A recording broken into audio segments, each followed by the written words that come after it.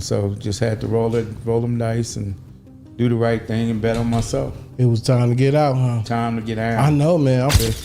Dead or in jail, so you just get away from all of that. And a couple of Maybachs, then some Rolls Royces, then some watches, buildings, and more. How about that? Buildings, not Wait, even he like... bought himself, so you ain't, what do you get you? Like as a friend or something? Every gift is important to me. Every gift is important. In a shocking twist that sent tremors through the boxing world, Floyd Mayweather finds himself at the center of a jaw-dropping $42 million scandal sparking outrage, disbelief, and deep concern about his financial empire. As the headlines exploded, all eyes turned to Leonard Ellerbe, Mayweather's longtime friend and former business partner. For answers, now Ellerbe has finally broken his silence. And what he said has only added fuel to the fire, with fans and critics alike demanding the truth. The fallout from this revelation could change the legacy of Money Mayweather forever. Floyd Mayweather's empire, once seen as untouchable, now stands at a critical crossroads. The $42 million scandal, questionable real estate deals, and explosive claims from Leonard Ellerbe and others have not only shaken the foundation of Mayweather Promotions, but also cast a long shadow over Mayweather's carefully curated image of untold wealth and success. Despite his defiant displays of luxury, mounting accusations of unpaid dues, financial mismanagement, and inflated earnings paint a far more troubling picture. Whether this is the beginning of a true downfall or just another chapter in Mayweather's drama-filled legacy remains to be seen. But one thing is clear: the money man's aura of invincibility is rapidly fading. Might be leaving Mayweather Promotions. Is there any truth to any of that? no. That's a resounding no. So about a week after Leonard Ellerbe said that he was not leaving Mayweather Promotions, Floyd posted that he has stepped down from the company. Just about a week ago, Blue Blood Sports said the fact that Ellerbe was working with Tank and he's with Floyd is going to bring some type of conflict of interest, and he might as well step down from Mayweather Promotions. Something's got to give. Well, something gave. Floyd moved on with Richard Schaefer, who, was previously with Golden Boy Promotions, a guy with like over 40 years of experience. I'm guessing Leonard is going to keep working with Tank, but y'all already know what it is, my peoples. Box Center. Your favorite boxers, favorite boxers show. Peace. Nearing the age of 50, Floyd Mayweather continues to flood social media with images of his lavish lifestyle, from private jets to diamond-studded watches. He proudly showcases every luxury he owns, but critics say this obsession with flaunting wealth is precisely what's pushing him toward financial collapse. Many argue that his constant need to display extravagance is unsustainable and could ultimately lead him to go. It kind of, think it's a red flag when you're 50 years old and feel like almost 50 and still gotta flex on social media. But, people on social media do what they do best, especially black people, try to tear each other down. So people start researching, Angelique started researching, and they found out that Floyd was capping. Now, Floyd is part of like some type of ownership group that got a part of it. Then you got 50. Floyd Mayweather's much-publicized $42 million real estate investment in over 60 Upper Manhattan buildings has come under scrutiny. While Mayweather claimed full ownership of the properties, reports indicate that he may have only acquired a minority stake with no official transfer of ownership recorded. This discrepancy raises questions about the actual extent of his involvement and the transparency of the deal. There's a flex happening with Floyd Mayweather that we were all cheering and congratulating him from, but we might need to put a pin in that as some evidence comes forward that things may not be how they seem. So a couple weeks back, I talked about it here on the show. Floyd Mayweather said he dropped $402 million on 62 Manhattan rental buildings. But Business Insider went and did the research. They did their Googles, and they said they couldn't find any receipts that this is true. There were no deed transfers, no public records, nothing.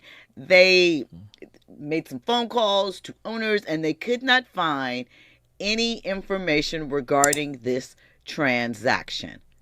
Floyd has gone on interviews and discussed it. Of course, 50 Cent dropped in with his troll thing and put the interview up and the information about it and said he bought them in his imagination. Same place he read all those Harry Potter books. Because 50 gone 50. My question is, does Floyd, was he swindled in some sort of business deal? Additionally, the properties, many of which are rent-stabilized, face challenges in generating the anticipated returns, further highlighting potential missteps in Mayweather's investment strategy. Yeah, I figured. Yeah. And on a point like this, because all of them, we're in New York City right now. We're in Manhattan. That's what we do. Come on.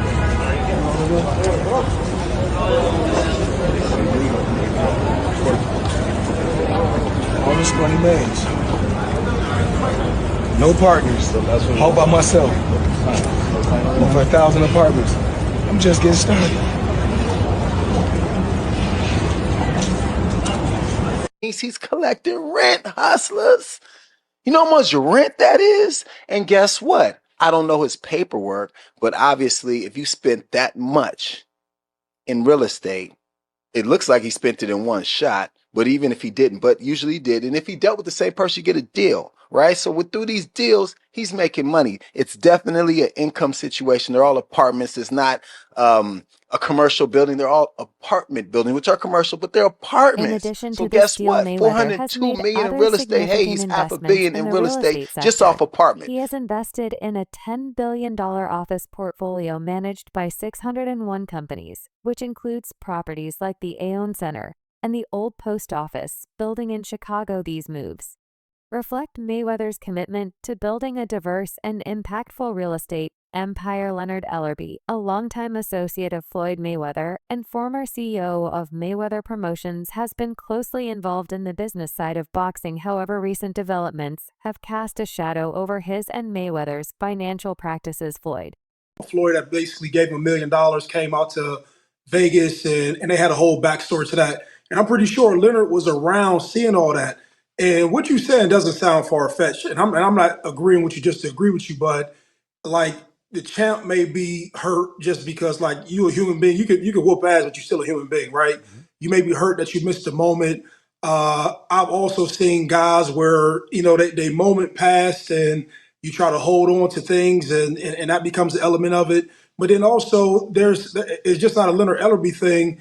There's a lot of people who may be in position around a Floyd Mayweather, but whatever deal they agreed to at the time didn't allow them to get all the money that they probably could have earned, right?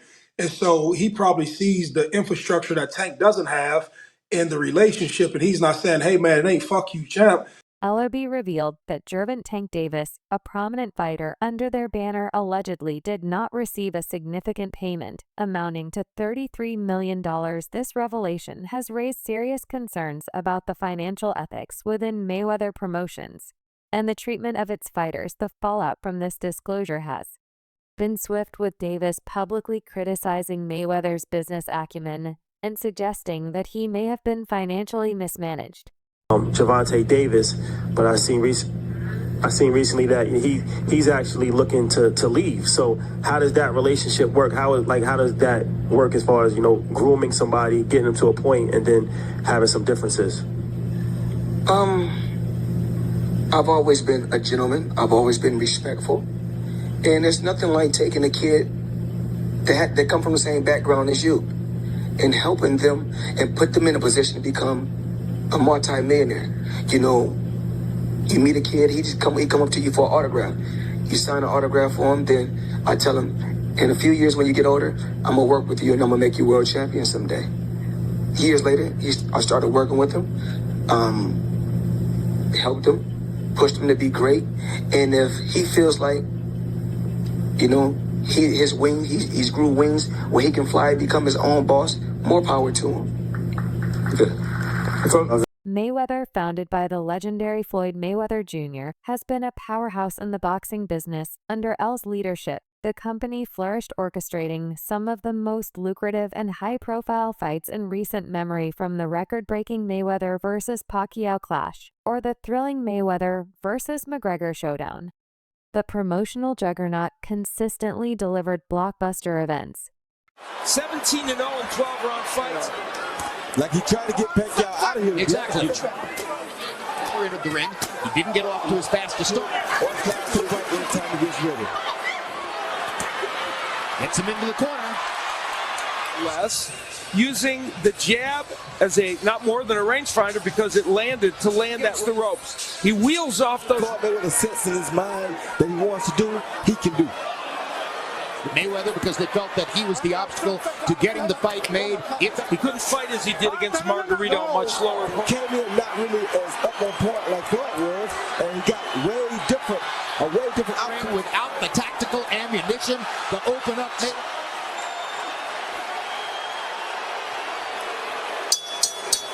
And in Grand Rapids, Las Vegas. I want to talk to you about your fight with Conor McGregor. He's the Caucasian Floyd Mayweather. You know, he's a knockoff version, but it's a great goddamn comparison right there. Yeah. It may be the funniest thing I've ever. Yeah, he's a hell of a knockoff version. There has to be a level of respect now, after that, because after I take my hat off to him. Yeah. I mean, he a dog. The best moment for me was after that fight, when you guys hugged after the fight, and he was like, "I'm mad that they stopped it. You should have just put me down." He said, "I didn't have no legs." I mean, I want the man to have a career after me. Yeah. Ellerbe's tenure was marked by strategic partnerships, savvy marketing, and a keen eye for talent. He played a pivotal role in shaping the careers of fighters like Gervonta Davis, who rose from relative obscurity to become a pay-per-view sensation. Davis, known for his explosive power and charisma, didn't mince words after Leonard Ellerbe's departure from Mayweather Promotions. You know, he the one told Frank that I was running at 7 o'clock in the morning, Friday. He told Frank that. He was giving Frank tips and stuff like that. But I knew for sure that wasn't going to be enough to beat me. It's cool. It's all right. I don't really think too much of it. He's not going to hurt me. You know what I mean? So it's good to beef with him than be cool with him, because he can do some crazy stuff. He'll put you in bad situations. Canelo Alvarez's fight with Floyd Mayweather in 2013 left a lasting impact on his career. Despite losing to Mayweather, Canelo considers it a valuable learning experience, he said. "I've always said that I don't take it as a defeat. I take it as a big learning curve in my career. The biggest lesson I learned was that I didn't want to feel what you feel when you lose. Since then, he has gone on to achieve remarkable success, becoming a world champion in 4 divisions. It's a testament to his resilience and determination. However, despite the controversies, everything was going well for Mayweather Promotions until Leonard Ellerbe announced his resignation. Social media buzzed with speculation. Hi there and welcome to Jam's Boxing Chat. This is just a quick one that the CEO of Mayweather Promotions, Leonard Ellerbe, has left his role with immediate effect. He's been replaced by Richard Schaefer. God knows what's going on in the Mayweather camp, but I'm sure we'll find out soon. The cryptic Instagram post merely stated that Ellerbe was stepping down, leaving fans hungry for answers. The timing couldn't have been worse. Mayweather Promotions had just inked a groundbreaking TV deal with Amazon Prime Video, aiming to expand its reach globally. Floyd's history is littered with scandals, particularly concerning financial matters. One notable incident involved him allegedly scamming people or failing to pay taxes on earnings. There was even an incident where he was reportedly held hostage in Dubai for failing to pay for luxurious jewelry. These actions have only added to the growing skepticism about his business practices and personal integrity. Well, it turns out that the rumors were true, and Floyd Mayweather has been trapped in Dubai for the last 50 days. Gervonta Davis was the first to claim it. Now multiple insider sources have confirmed that he is in fact trapped in Dubai for a debt that has nothing to do with boxing. After doing a little digging, it seems that someone in his camp, while he was shopping for jewelry in Dubai, stole one of the pieces, got away with it, and then blocked all communication with Mayweather. Since then, Floyd has already paid for the jewelry, but they refuse to let him go until they get their piece back. And allegedly, this guy right here is the thief that started this whole mess. Public perception of Floyd's financial practices continues to be tainted by his past actions. Despite his claims of being a successful businessman, many see him as someone who prioritizes short-term gains over long-term stability. His financial moves, especially those involving friends, partners, and fans, suggest that Mayweather's wealth may be more about spectacle than solid financial strategy. 50, aka Ferrari F50. So 50's obviously going to take any chance that he can to troll Floyd Mayweather. And I don't know how accurate or true this is. 50 said it was true and then removed it off his Instagram like he sometimes does. He'll chime in on things and then remove it. But luckily for me, I know that he does that, so I screenshot everything that he posts. Just because, he'll remove it and then it's hard to find it. I'm like, damn, it was up there. So just for like podcasts and just research purposes, I always screenshot them, have it on my phone. That way if it's removed, it's like, hey, he did post this. So what am I talking about? Let's go over this. 50 Cent has weighed in on a shocking claim in the ongoing spat between Floyd Mayweather and Gervonta Davis, saying he believes a belief that has allowed him to get in some digs of his own. Floyd Mayweather didn't just spend recklessly, he allegedly made money through dubious promotions and scams. He's been accused of taking money from fans for events or merchandise that never materialized. I am just flabbergasted that the highest paid boxer, one of the most famous people on the planet, Floyd Mayweather, has managed to become a repeat offender as a scam artist. NFT world, guess what? Guess what? Drop. And of course, I'm the money man. But guess what? Sure are. We're not done yet. We aren't? They told me there's more scamming to be yet, done. And it's not over. My God. Autograph gloves. Oh my God. That's incredible. 2,000 people that invest in his NFT project get a chance to win autographed gloves. It's crazy. But you might be asking, did he actually follow through on his promises and deliver these gloves? Of course he f***ing did. Money May, you all know the rest. Money May, you all know the rest. You just got scammed again. Further scrutiny reveals that Mayweather's actual earnings are significantly lower than his claims. For instance, his earnings from certain fights were closer to $60 million, not the $350 million.